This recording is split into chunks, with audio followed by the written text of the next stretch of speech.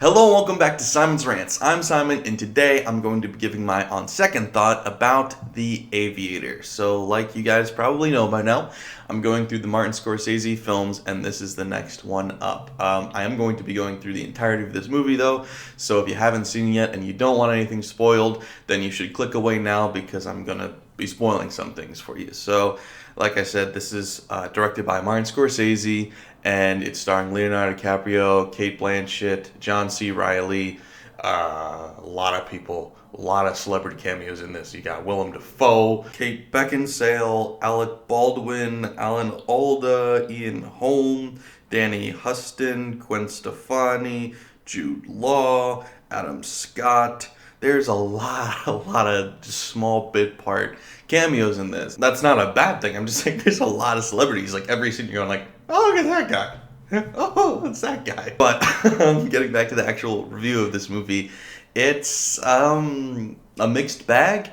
I would probably say, and this is a fairly standard opinion, of the movies I have seen and reviewed so far, this is the worst.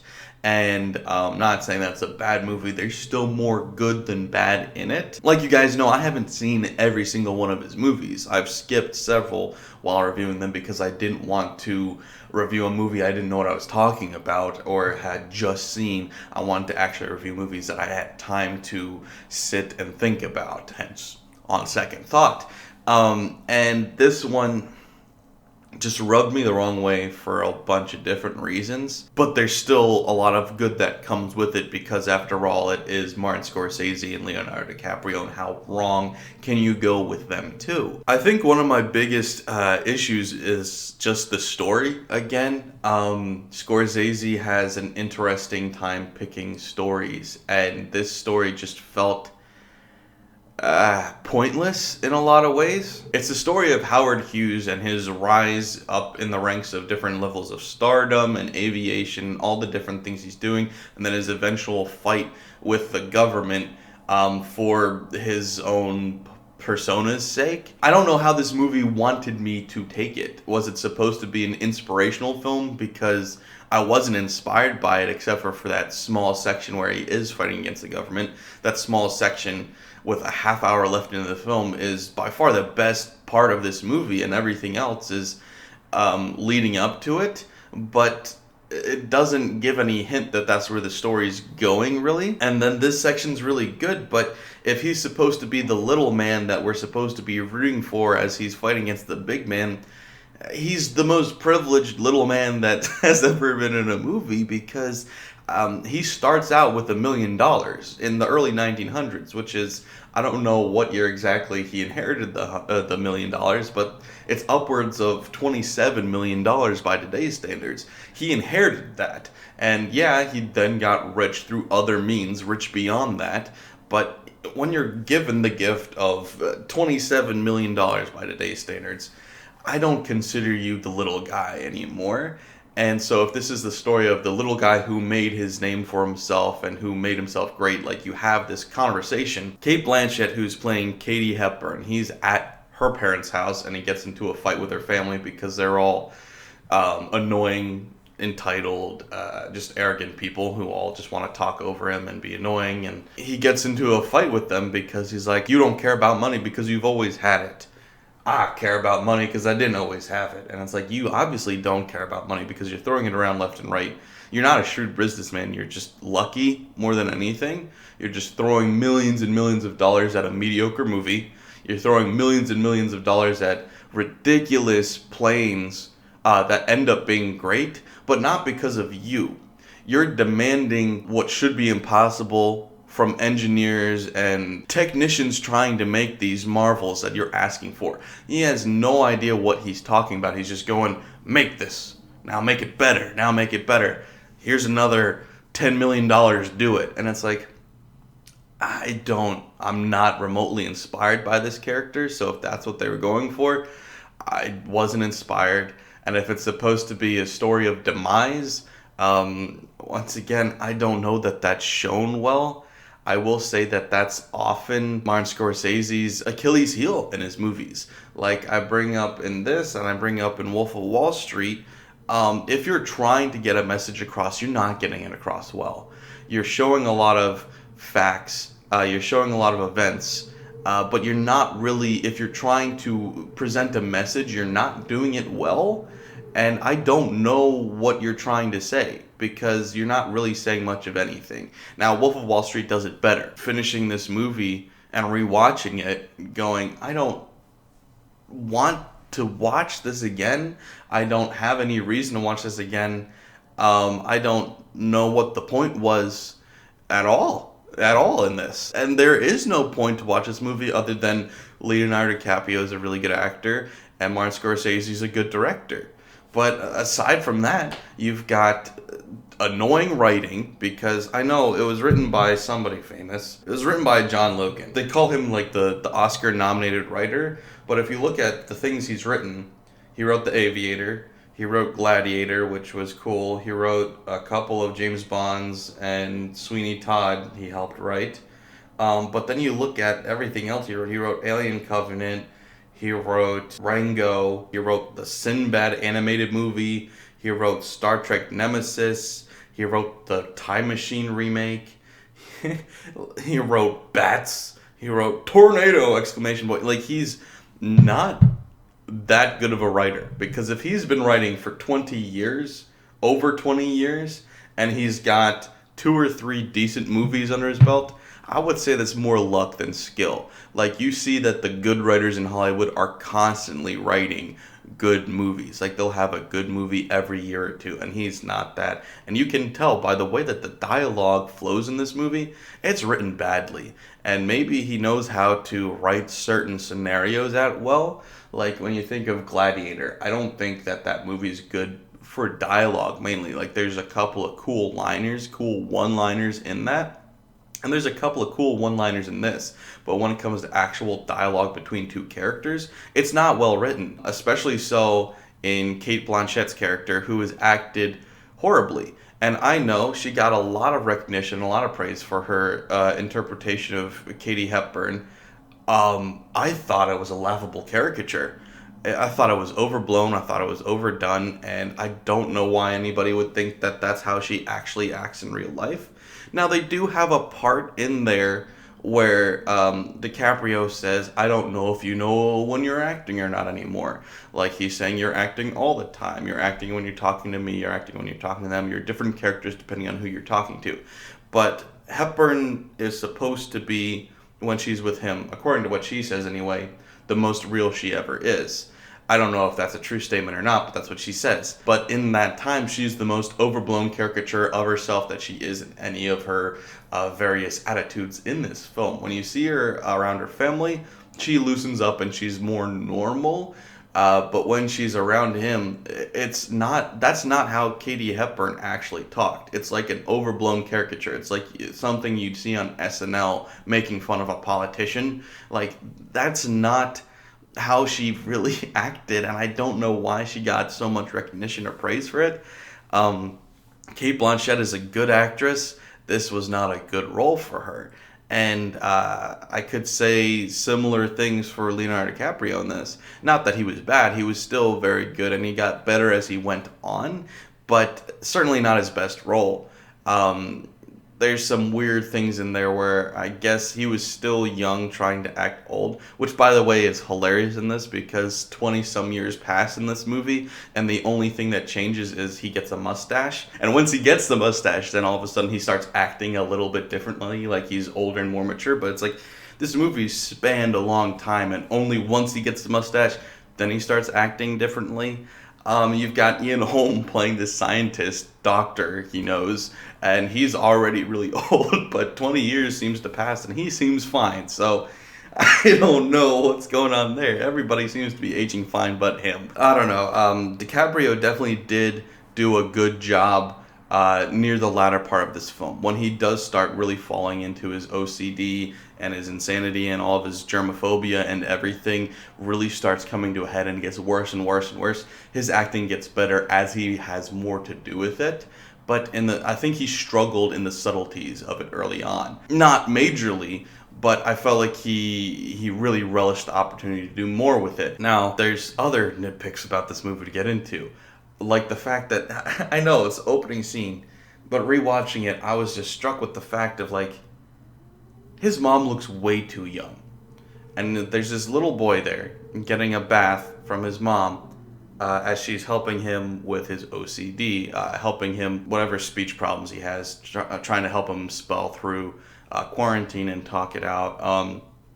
And I was just struck with the fact of like, they look like siblings. And I know this is his mom. That's weird. And so I had to check. His mom in real life was 17 when he was born. This girl was 12 years older than the boy who played him as a kid.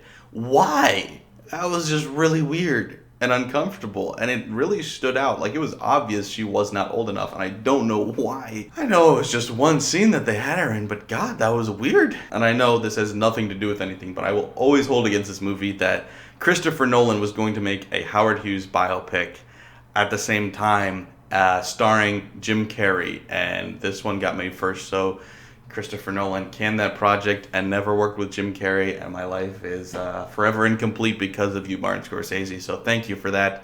You made a mediocre movie and ruined my life. And I think really sums up my whole review of this movie is that it's mediocre. It's everything about this is mediocre. You have a mediocre main character throwing money at a mediocre film that he's making, summing up his life mediocrity. What? Glancing through his life. This movie's like 2.5 hours, yet it doesn't feel like it got into anything really about his life. Like, it glanced over everything. And if you were just going to have a movie summing up loosely his life before the court cases, do that. Spend an hour on it and then get into it. But this movie didn't want to be just about the court cases. It wanted to be about his whole life. And it failed at that, I think. Not to say it was ridiculously inaccurate. It was fairly accurate for a biopic, but it didn't feel necessary at all. Like, I didn't come out of this movie going, oh man, Howard Hughes was an interesting character, and I'm so glad that I knew more about him. It's like, no, he was an odd, vile little man who was a womanizer, who abused people, who used his money to get what he wanted, who was reckless with his money and thought that he was a genius, but in reality just stepped on the shoulders of other people, who fought for the right to put boobs in movies because that's so valiant, who completely reshot movies just to have the right sound and picture in a war movie that was mediocre, by the way, and spend like $4 million on a movie that is not good looking back at it. It had ridiculous effects for the time, but it's not a good movie, and nothing that he accomplished in his existence was that memorable at all, except for the fact that he threw money at some planes that would have gotten made by somebody eventually anyway. He was just the one pushing it along because he wanted to do it. He wanted to be remembered for something, so he wanted to do it before the other people did it. And that's not memorable to me. And like I said, his fight against the government wasn't inspirational to me because he wasn't a little man going against the big man. So I don't know what I was supposed to get out of this movie, but I didn't get anything out of this movie, honestly. And that always seems to be, like I said, Scorsese's downfall is, at least in the later part of his career, is he doesn't seem to know what stories to direct. Because if you go to his early career, when you've got Raging Bull and you've got Taxi Driver, it's all about the story, very little about the directing techniques and cool things that he does. He does have those things in there. He's still trying to make artful masterpieces, but it is about the story and how to tell the story. In his later films, what story? Like, it's just the same thing every time, just a variation of the same thing. This and Wolf of Wall Street, you could argue, are the same movie, but Wolf of Wall Street was better, and he loves this plot to death. I'm good for him, but I don't care. And then, of course, there's the stupid editing. Every time editing is noticeable in a Thelma Schoonmaker film, it's either noticeable because, oh, that was cool, or oh, that was weird and I didn't like that at all. And that's the only two things she does. She never does editing normally. It's either cool or stupid. There's no in between. Can you just stop and edit normally for a minute? You don't have to have somebody turning around a corner and the camera will follow them for half a second and then cut away. Like, it's just jerky, it just doesn't look good, and it's just frustrating the way she edits stuff, and I don't like it. Now, there's some parts that are cool, like speeding up the photographers and you know, all the paparazzi, so it makes you feel discombobulated. That was good editing, but the good doesn't outweigh the bad with her, and I do not like her.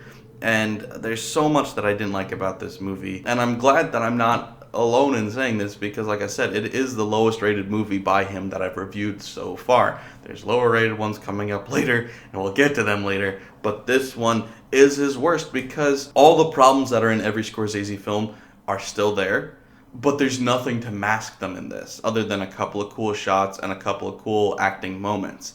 There's nothing there to hide the fact that there's flaws in this movie, just like in every Scorsese film. Scorsese's not a perfect filmmaker. I wouldn't put him in my top 10 filmmakers. He's not perfect. Every great filmmaker has a bad movie or two or more in their career. Everyone does eventually. I've brought up all the time how much I love Nolan. He's had a couple of clunkers. I love Charlie Chaplin. Near the end of his career, he wasn't nearly as good. Alfred Hitchcock fell off. Everybody falls off. Everybody doesn't have good movies eventually, and I really feel like Scorsese had a mid-career slump where the movies may or may not have been good, but his directing definitely got worse. I just brought up Gangs of New York, that movie, if not for the performance of Daniel Day-Lewis, would have been completely unmemorable. Yeah, he got saved. He got lucky because he had a really good actor in his movie. And this movie has a pretty good actor in Leonardo DiCaprio. He's a really good actor. He's not Daniel Day-Lewis, though, and he can't save this boring movie by himself. Scorsese hit his mid-career slump, and he had to readjust in good form, because that's what good directors do, is they realize that the times are changing and that they have to change. And I do believe Scorsese did and got better than he ever was. I think that his later career movies are better directed than anything else he ever did. But his mid-career movies are definitely not that good by comparison when you get to the technical side. And he also got a weird fascination with CGI that is goofy even by 04 standards. There's a lot of CGI in this movie because there's a lot of plane flying in this movie that you couldn't do with practical effects. So I'm not holding it against him that he used CGI, but this came out in 04. And, I mean, Spider-Man 2 came out in 04, and that looks better than the CGI in this. So it's like, it's awkward that it's that bad. Like, it could have been better. You would expect it to be better for what I'm expecting is a pretty big budget movie, I would assume. So overall, like I said, it's a mixed bag, because I've listed out all these negatives about it, but at the same time, there is still just good directing and good acting by the two most important people involved in this movie, Scorsese and DiCaprio. It's not awful. I don't hate the film. I just have no desire to ever watch it again. That's what I thought, though. I know that's not the most popular thing to say about this movie. Nobody likes to hear you call Martin Scorsese sloppy, but he was. He definitely is one of the best directors of all time. I just wouldn't put him in my top 10, I guess. Like, I can think of, I don't know, put Hitchcock, Chaplin, Capra, Orson Welles, Tarantino I would put above him, Nolan I would put above him. There's definitely directors, plenty of directors I would take above Scorsese.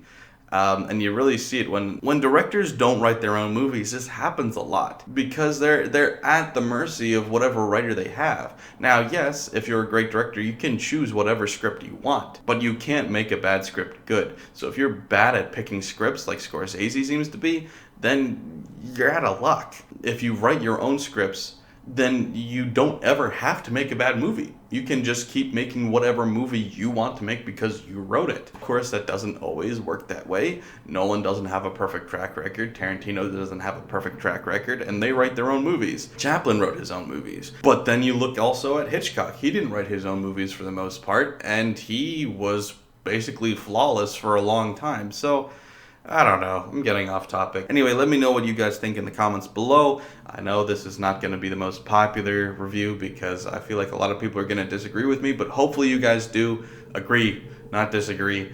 But if you do, let me know what you think in the comments below and we can talk about it. So thanks for watching, guys. Please like, share, and subscribe. It does help out a lot, and I can't do it without you guys. So thanks.